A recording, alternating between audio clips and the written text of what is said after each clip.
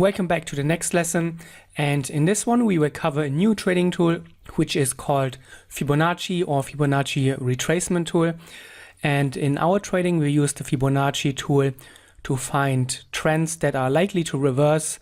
We can combine that with our wave analysis and also support resistance and other concepts to find areas and to find scenarios when price is likely to reverse. And we can also use the Fibonacci tools to set take profit orders and also to fine-tune our trade exits, which we will cover later. Now I will just give you a quick presentation about the Fibonacci tool, how to draw it, what it shows you, and you can familiarize yourself with this a little bit yourself. So let's get into it. You can find the Fibonacci tool here on the left hand side. This is the Fibonacci retracement tool. You can give this here the star and then it will appear here in the quick menu bar. We will need this quite a few times. So let me grab it here. And for now we just put it on our charts. It does not matter what we do now because we have to change the settings a little bit. So you can see once you click the first time with the Fibonacci retracement tool, then you can see all those lines here come up. On the left side you see the percentage numbers. So we click one more time to set the Fibonacci retracement tool, and now this is the toolbar for the Fibonacci.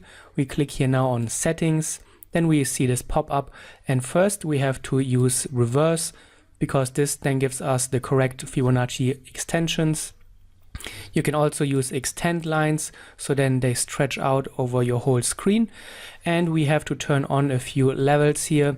So by default you will only usually have the standard retracement levels, which are 618, 764, 05382, but we also need this one, 1.618. We know we need 2.618, 1.382, 1.76, and the 2 as well.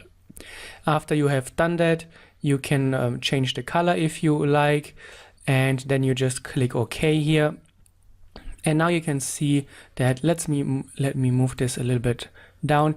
You can see that if we start from the bottom, we have here 0%, 23, 38, 50, 61, 76, 100.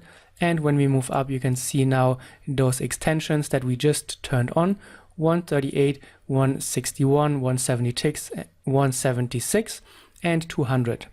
And those are all percentage numbers. We can use them to measure price movement. And now let me give you a few examples how you draw the Fibonacci tools. So as we said in the beginning, price always moves in waves. We have up waves, we have retracement waves that go against the trend, and then we have continuation waves. So when we draw a Fibonacci tool, we always need to find an initial ABC move, as we call it. So A is the origin of the wave. So this is A here at the bottom. This A point always signals the start of a new trend or a new trend wave. So this is the whole A wave. Then when the A wave stops, this is then the B point, and then the retracement wave is the C point.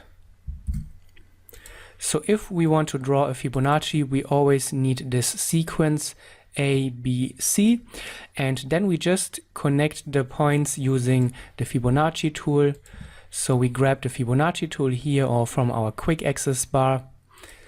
So now we have selected the Fibonacci tool.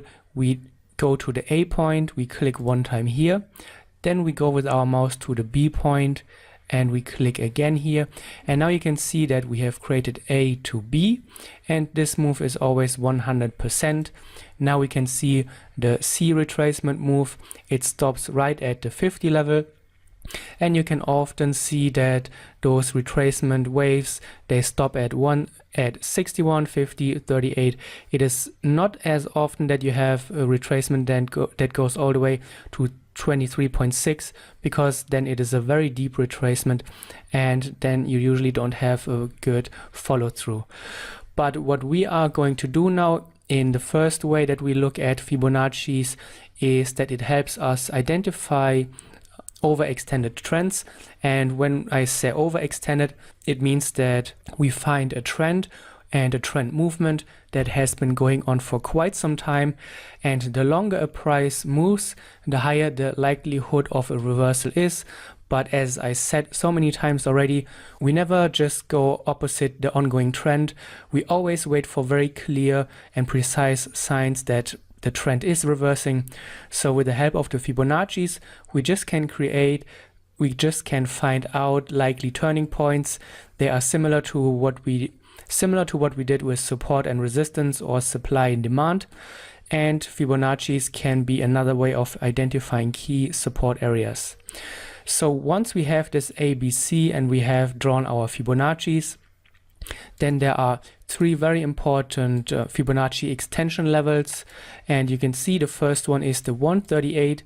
And you will often see a reversal at 138. So you can see here it happened to the tick, to the pip. Price reached this 138 level. We sold off a little bit, but then continued in the direction of the trend. But here you can already see very interesting interaction here with the Fibonacci level. Then the most common reversal happens at 161.8, and you can also see here price overshot this level a little bit. We came short of the 176 level.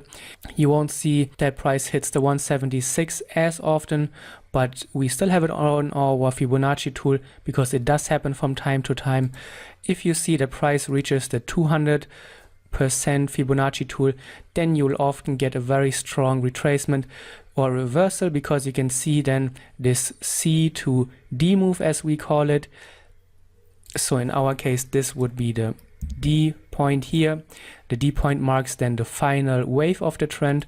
And if you get a D point at 200, then you usually have a very strong trend and a long trend, and those trends are more likely to reverse. So you can see already the first way we use the Fibonacci tool is it to find those key price areas where we have a very long trend that is likely to reverse. And then we just combine it with everything that we have learned already.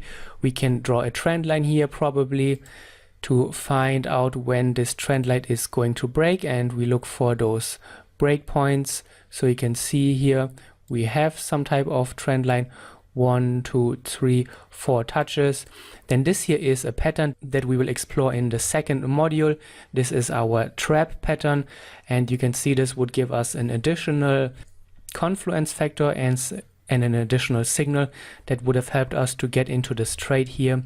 And then you can combine it with momentum analysis when you just look at the highs and lows, and then you see the price started to make lower highs and lower lows, and then you could have gotten into this interesting reversal trade probably once you combine all the different clues.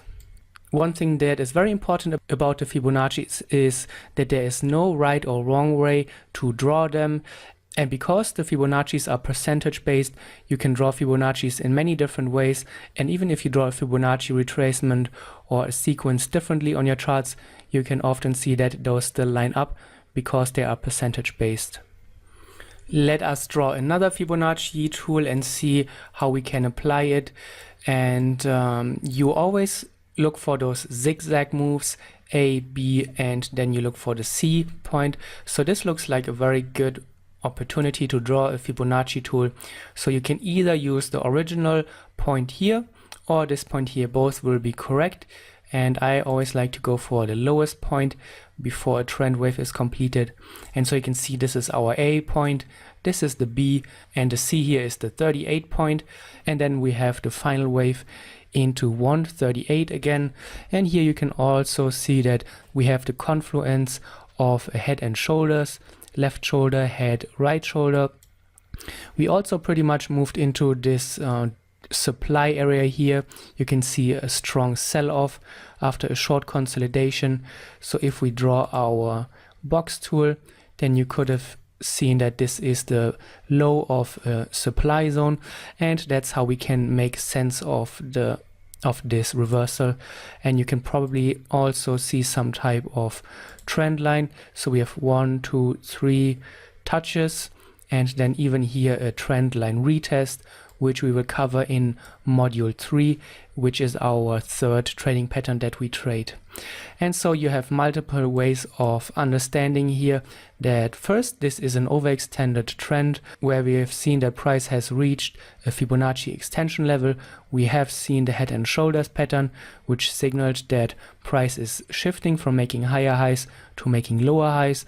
We saw the move into supply, and that's how we can put everything together with the help of the Fibonacci tool. Not always will you be able to draw a Fibonacci retracement, and you don't have to force it. I already told that you when it comes to trend lines. Sometimes you just can't draw a trend line, and that is totally fine. That's why we use a variety of different tools, and so we can always choose the one that makes sense for the price context. So when we look at this one here, there's probably not a way. Maybe here we could draw a Fibonacci A to B, or here A to B, and then we can see how the C and how the final wave forms up. But just when we look at here, there's probably not A to B. So let's just try it to see how it goes. So A to B, we have a C point at 61. Our C, you can see the final wave, it initially does not reach the 138. It comes a little bit short. We move lower, but here we also don't have a very nice wave structure, so that is a market where we would not have been able to read the wave structure anyway. And here you can see eventually price made it to 200, but this is not a good enough Fibonacci. So let us try to get another Fibonacci here. So A to B, this is a very deep C retracement, so let's see what we get here. So this is our first A point, the B point, C goes into 38, we almost make it to 23, and then price goes on. First it reaches the 138.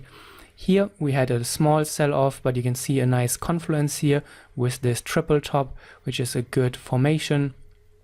And then we go on even to make this 200, and you can see that previously we had our A point here, B here, C here, and also the Fibonacci was reaching this level here, because as I said, Fibonaccis are percentage based, so even if you draw them differently or start at a different point, often they will line up on your charts. And so again, the Fibonacci tool is a great way to find key support and resistance areas, or to find key price areas where price has a higher likelihood of reversing, and that's how you draw it and how you can measure the price moves. Again, I would suggest that you spend a few minutes, grab your Fibonacci tool, try it out, go through different markets and time frames, see if you can find the A to B sequence, and then draw your Fibonaccis. You can get a feeling for how those A to B moves look, and then soon enough they will jump right at you. You will find them all over again, and it will become second nature how you draw the Fibonacci tool. Thank you for watching, and see you in the next video.